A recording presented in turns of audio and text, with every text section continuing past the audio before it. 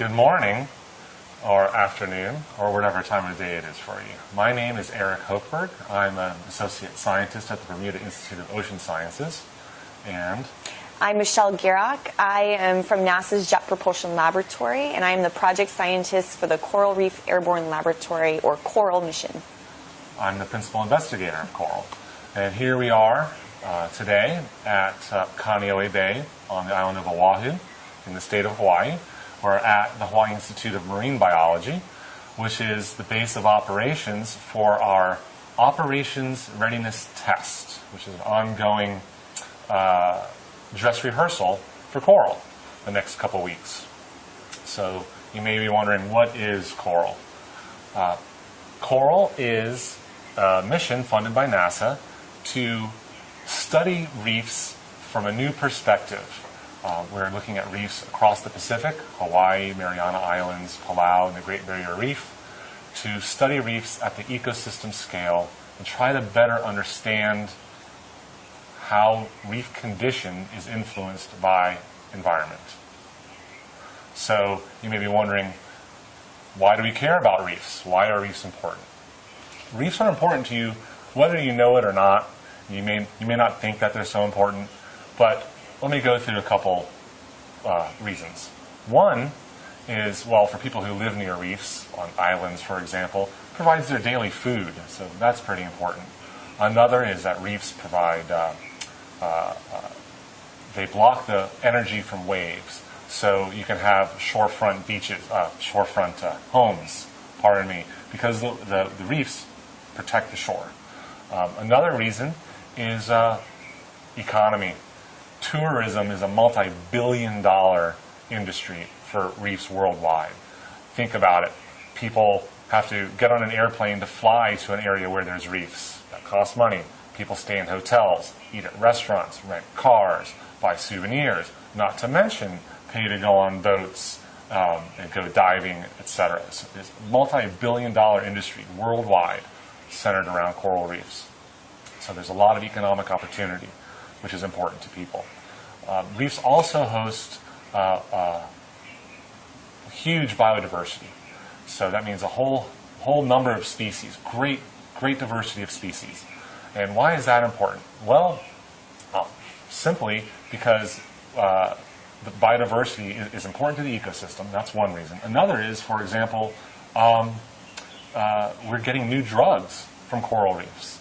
You can look this up on the internet. You can look up cone snails and medicines that come from cone snails. Well, cone snails are snails that live on reefs, and we scientists, fantastic scientists, have over the decades developed new painkillers derived from their venom, and this is really helping a lot of people with chronic pain.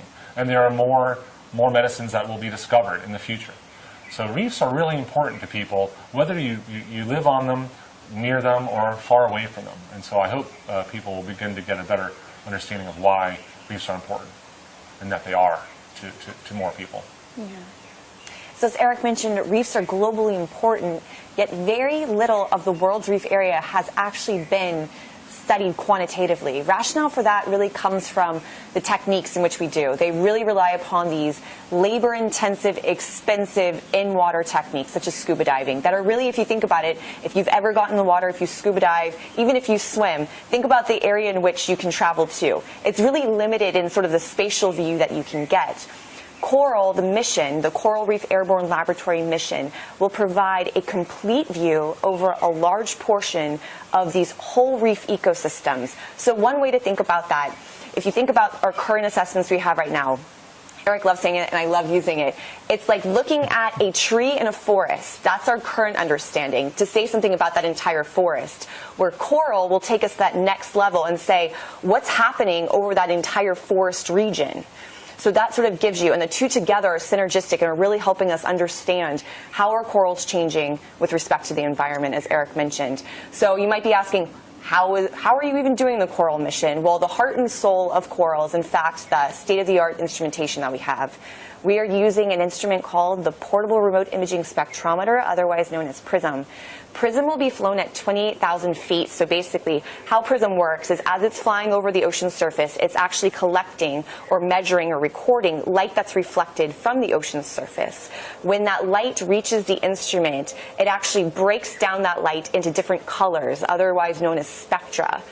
It's sort of that spectral distinction that we can say what's in the water. So what is coral, what is algae, and what is sand?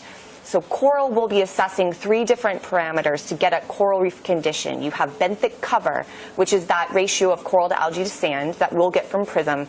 Also primary productivity or photosynthesis and calcification. So through PRISM and these observations of coral reef condition, we'll have a better understanding as to what is happening with regards and how is it changing with the environment overall. So coral literally will take us to new heights to really understanding our system as a whole. So that's coral in a nutshell. Yeah, and we'd be happy to answer any questions that you have. We're here for you. And we should note, Coral itself, the mission, is a partnership between Bermuda Institute of Ocean Sciences and NASA's Jet Propulsion Laboratory, as well as several academic institutions and international partnerships with Australia. So this is all possible because of this amazing team that we have. Well said. So questions? Okay, I have a question from Facebook from Mark Bowden.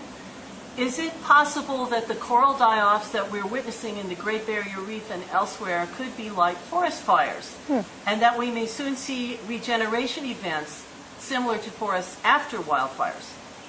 Take it away. Well, it's quite a possibility.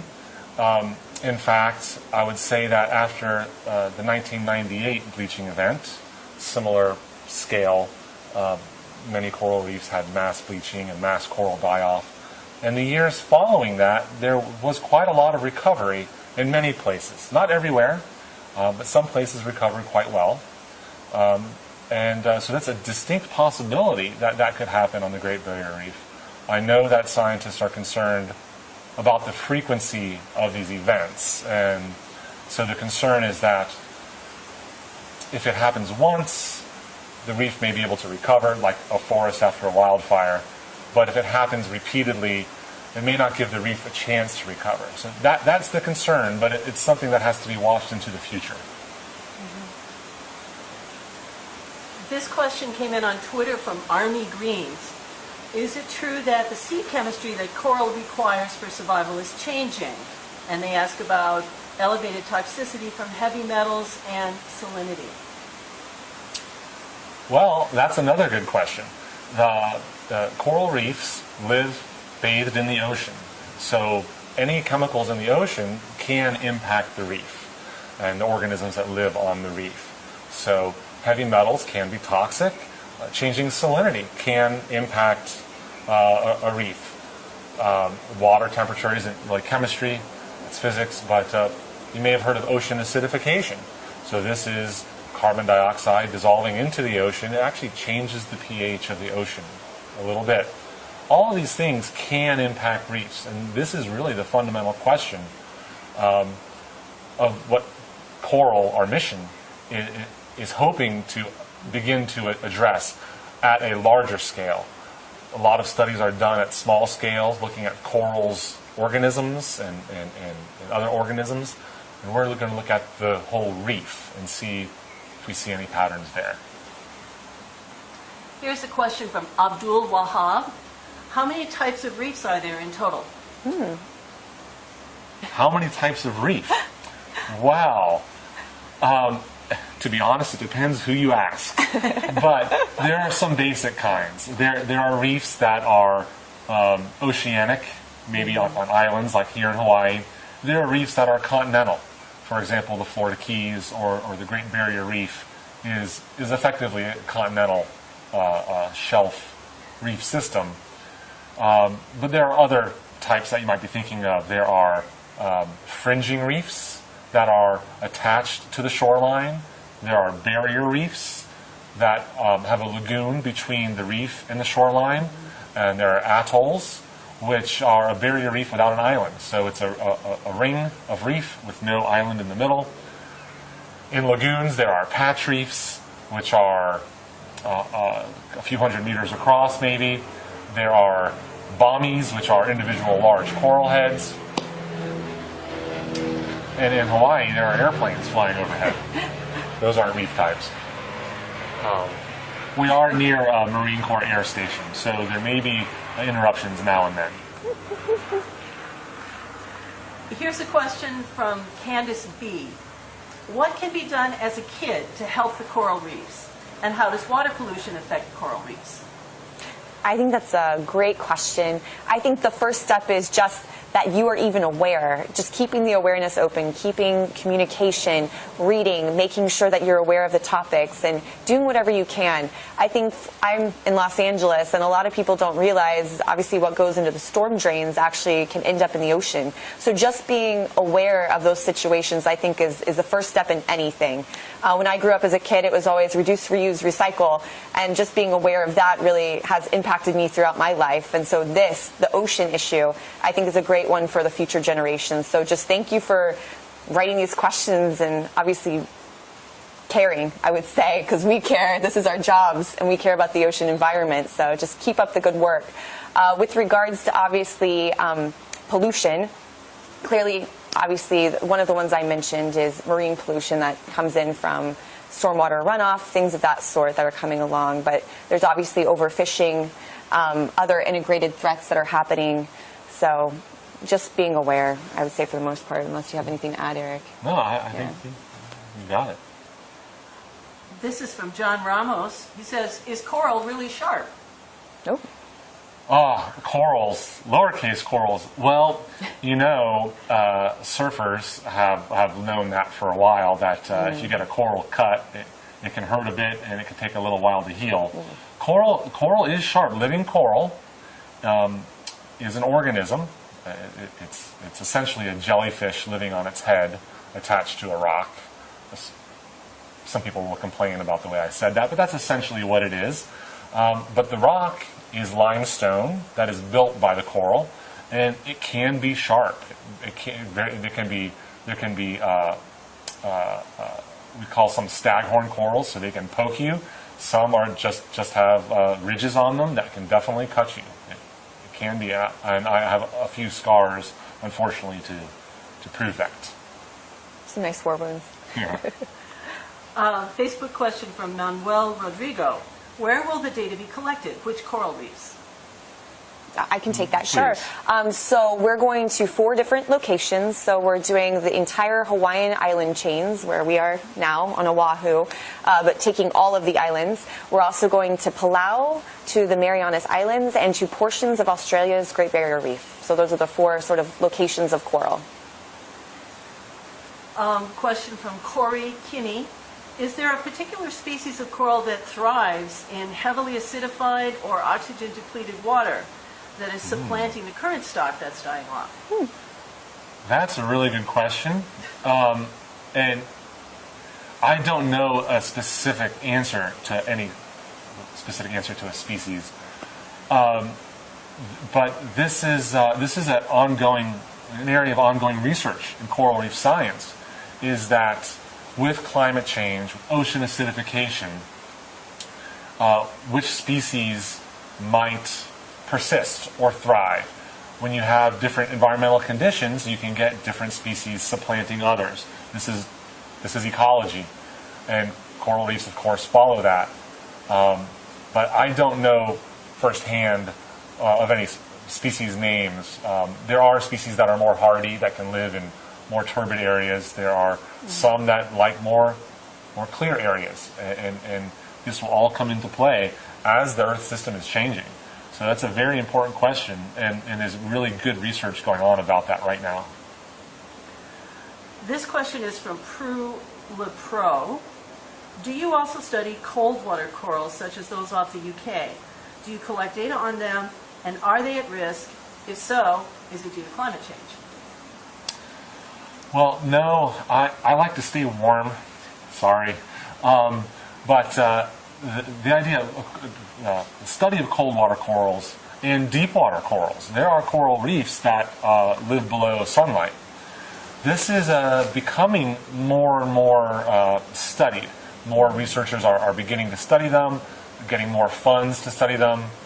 I don't know much about them, but I think like any ecosystem, they will be threatened by change. That can't change can impact anything, and so I'm afraid you'd have to ask the experts on those kinds of reefs, those kinds of corals. But that's about it. Yeah. And unfortunately, we can't get at cold water corals or deep water corals with remote sensing as of yet. But that's a good thing. But definitely an interesting area to go research-wise, maybe through autonomous underwater vehicles or instrumentation like that.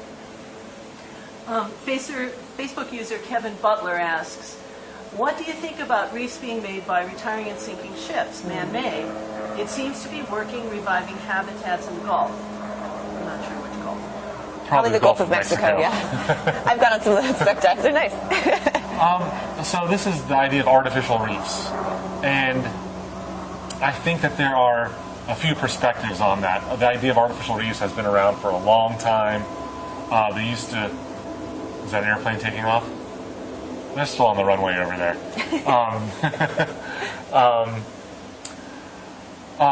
There was a period off of Florida, I remember, when they were putting old tires in the water, but it turns out that old tires could be toxic, so they removed the tires. But things like sinking ships is going on more and more. They're wonderful dive destinations, and they do provide what we call substrate. So if you put a ship, if you sink a ship in a big sandy area, now there's a place for new corals to attach and to grow. It's also a place for fish to congregate and gives them new habitat. It doesn't necessarily help existing reefs, but depending on what you're trying to do with the artificial reef, it may help just giving more area for things to grow. It's a possibility. And this is another area of research and management. What is the impact of these things? Because if you have an area with no fish or very few fish where there's no place for the fish to hide, and now you put something there for the fish to hide, all of the fish will aggregate on the artificial reef and doesn't necessarily make new fish. And that could be a problem because now they're easier to catch. So there's trade-offs. I don't have the answers. A lot of smart people are working on that question, though. Here's a question for both of you from Chase Peterson. How do I get a job like yours? Michelle. I've had an interesting path, I have to say. I was telling Carol and Jem, who are also from NASA, who are actually the ones that you can't see in front of the screen right now, how I actually got to this point, how I got to work with Eric on coral, but even to NASA. And I started out as wanting to be a weather girl. I grew up in Florida, and I wanted to study hurricanes. I love them. I want to be in them. It was just interesting to me to see this beauty in a natural event that could take a 2x4 and shove it through a palm tree. It was just something so cool and just so beautiful about it. So that's why I went to school. And then while I was at Florida State University, one of my advisors was also an oceanographer. And so he really got me intrigued about the ocean as well. And hurricanes really are an air-sea phenomenon. So you really need to have an innate understanding of both. So I started doing satellites in my undergraduate, and I loved it so much that NASA offered me a job, and I jumped at the opportunity to do something I loved. I love playing with all the different satellite observations to understand a question, right? It's not just what's happening with, let's say, physical oceanography, so sea level rise, but it's how sea level rise is actually then impacting, let's say, the biology or the chemistry and the entire story of an Earth system component. So that's how I got to be here and got to meet Eric, is through sort of this NASA imaging spectrometer remote sensing component. So it's really my remote sensing that brought me to Eric, and then Eric to NASA. So it's been a nice synergy thus far. But that's my story. So more of a fluke than anything else. My story is that I grew up in Florida as well, and I had the good fortune to, on several summers, visit the Florida Keys to try to catch lobsters as a sport diver. We're never very successful, but I loved being on the water. Then I went to university, studied biology. Then I found out at university that you could do this for your living. I had no idea. And that's when I decided it's what I wanted to do. I had some difficulty with my grades as an undergrad, but I turned that around and got into graduate school here in Hawaii. Got my master's and PhD in oceanography. I worked really hard at it, and it's paying off that I can do a project like this at this scale with NASA and with people like Michelle and the wonderful team that we have on coral. So it was hard work. It was Definitely. a lot of studying, and it was passion for it because, quite honestly, you don't go into this for the money. I don't mean to be crass, but it's not a high-paying job. But you do it because you care about it, and it's been wonderful. It's been very rewarding so far. Yeah, that's a great point. Definitely a labor of love, that's for sure. You have to have the passion.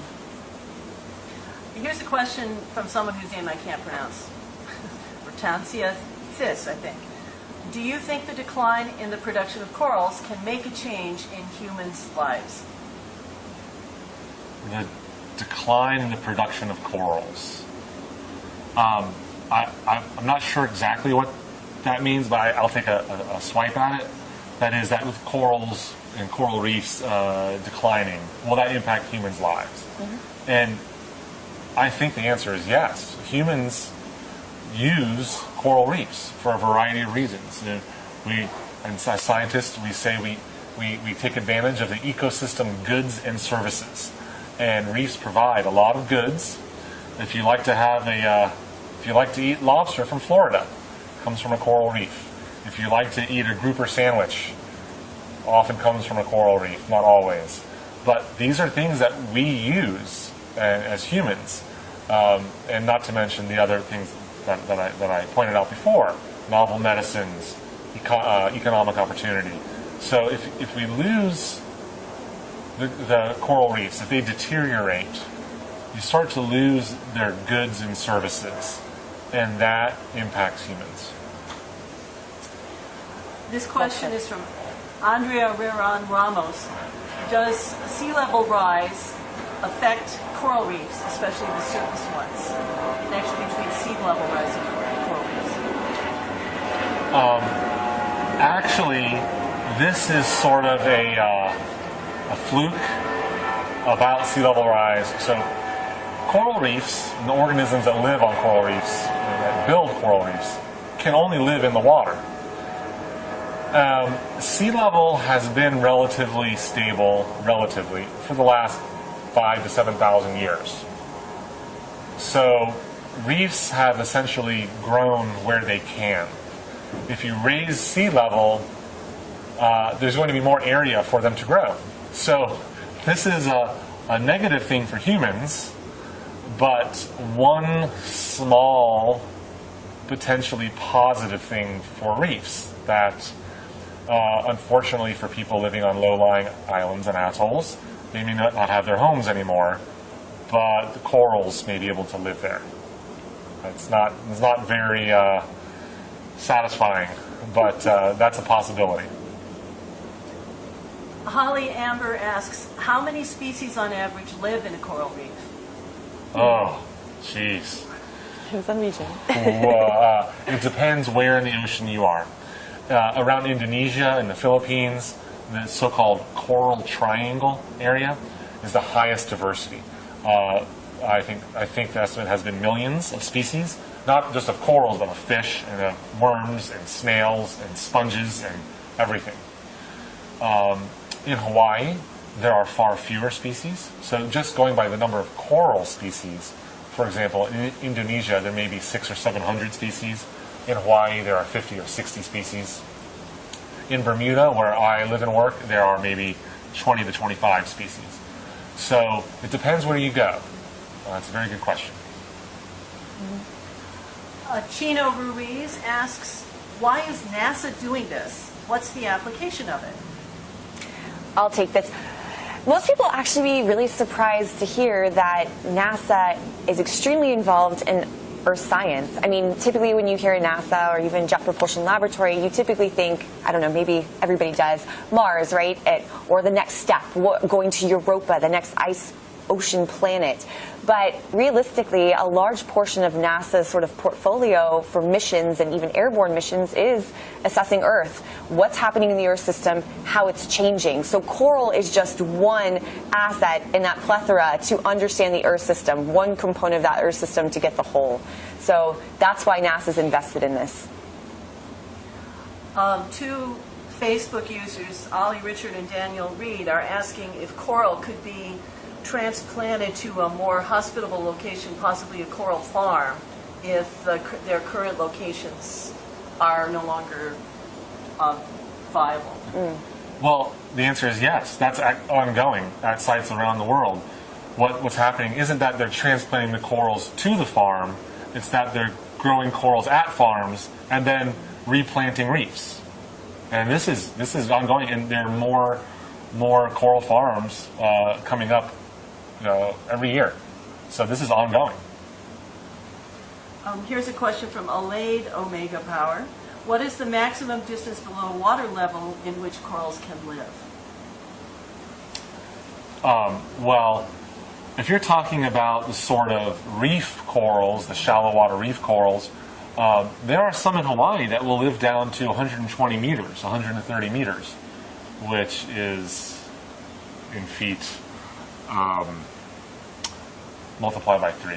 So 350 feet, something like that.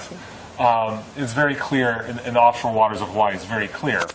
Not all species can, though. Some are limited to very shallow water. Some are the ones that live in the deep area, deep water, where there's still a little bit of sunlight, can't live in the shallow water where it's very bright.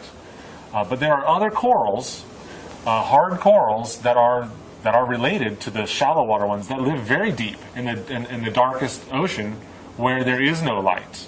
So corals as organisms actually live in a lot of places, from shallow to very deep in the black of the deep ocean. This question is from Carla Jean Louder on Facebook. Are there other missions that will benefit from the data you're collecting in the coral campaign? Well, I think with anything that we do at NASA, once we collect this data, it's all publicly available. So we have a specific science objective for the coral mission, but you out there, the taxpayers, may find other uses for this data, other applications, and it's all freely accessible. So yes, there are probably many other missions, many other science objectives that can be done with this data. We just have our specific objectives for the coral mission, but data will be freely available, so anybody can look at it and use it. That's a good point. Both the data from the airplane Correct.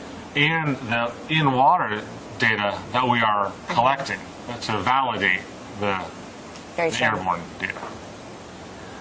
Here's a question from Catherine Taylor. Could underwater volcanoes be causing the bleaching of coral reefs more generally? Well, I know that there are coral reefs and corals living in the vicinity of volcanoes. I'm sorry, I'm not quite up on this, but there are volcanoes they're not erupting lava, but there are carbon dioxide seeps, so gases bubbling out of the rock, and people are studying these because it's imagine the world 100 years in the future where we continue to burn fossil fuels and pump carbon dioxide in the atmosphere. That dissolves into the ocean. That's already happening in a few places due to things like nearby volcanoes. So that they're actually being studied. I'm afraid that I'm not the one to ask about those. Sorry. Johan von Berkel asks, how important is the reef for other marine life? Extremely important. Yeah, the reef is a habitat. The analogy is often drawn that a reef is like a forest. The trees make the forest, but what else lives in a forest? A host of animals, host of other plants. Think of the rainforest with the different levels of the canopy. So many things. the same thing on a reef. That reef is a structure, and lots of things live within that structure. Fish, crustaceans, snails, worms, on and on. Starfish. I'm stumbling over it. It's a home.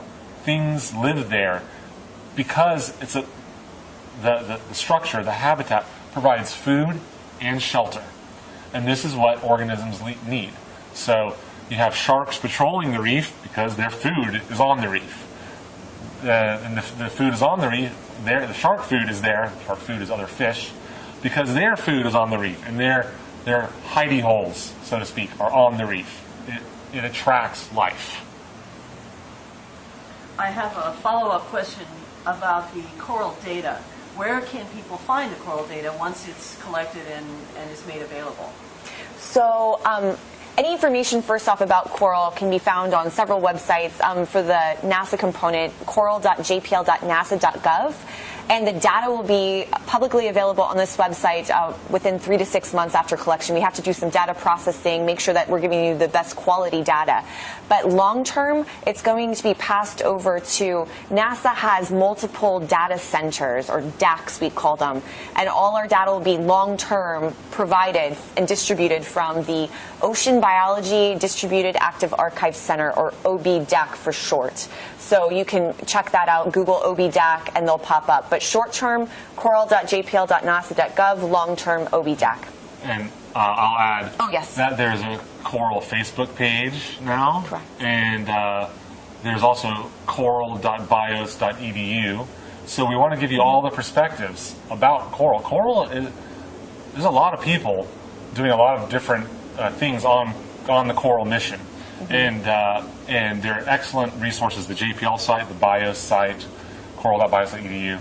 And they'll all point, when the data are available, you'll be able to get to the data from all of these sites. Great question. Here's one last question, again, for both of you, from Blake Webb on Facebook. What is something about coral reefs that you find inspiring? I'll let you take over, and then I'll come in. Give me time to think. I know I put you on the spot. It's hard because so long ago I was this young student just thrilled to be on a boat and to be able to learn about these systems. Michelle said how she was inspired to learn about hurricanes. I wanted to not just go diving and look at the fish. I wanted to learn about how a reef system works. That's what got me into this decades ago. And I have to say, it was on Tuesday we went out on a boat. Mm-hmm. I felt the same. I was excited to be out there and see the interplay between the water and the corals and the sandy area, and see the waves breaking on the reef, pushing water across, and seeing it all and revisiting this system, which I find really fascinating and I don't think we know enough about. And that's what inspires me. And I don't know how to explain it other than that. Yeah, I would agree with that. And just to illustrate that point that Eric was talking about, just understanding, Eric made a great point before during a presentation that if you think about Australia's Great Barrier Reef, and if you take the entire U.S. West Coast, it's on that same scale. So then you have a few scuba divers here and there. Clearly you are not understanding the whole reef ecosystem. So just that understanding completely on that massive scale, it puts it all into perspective. For me, why coral, the mission is just so intriguing is, aside from that, the understanding and an unknown, if you will, or just expanding upon what we know. It's also just, as Eric's mentioned before, you may live in the Midwest and you may not realize, you're like, well, I don't see any water. They're not in my backyard. I don't like to go to tropical destinations or see sun. But those coral reefs are impacting you in some way. You may not realize it through the fish that you're getting on your table, through the medicine that you're getting in the emergency room. is coming from coral reefs. So having that understanding that they are extremely important and they're impacting you, I think is just amazing. And the things that are coming from coral reefs still, and what happens when we lose this vital ecosystem. That's why we need to have a better understanding overall. So for me, it's all about the knowledge, just like Eric. Oh. Well, thank you very much for taking the time to listen to us. We really do appreciate it. We hope you learned something. Definitely. Thank you both. And again, coral.jpl.nasa.gov and coral.bios.edu. Thank you. Thank you. Thank you.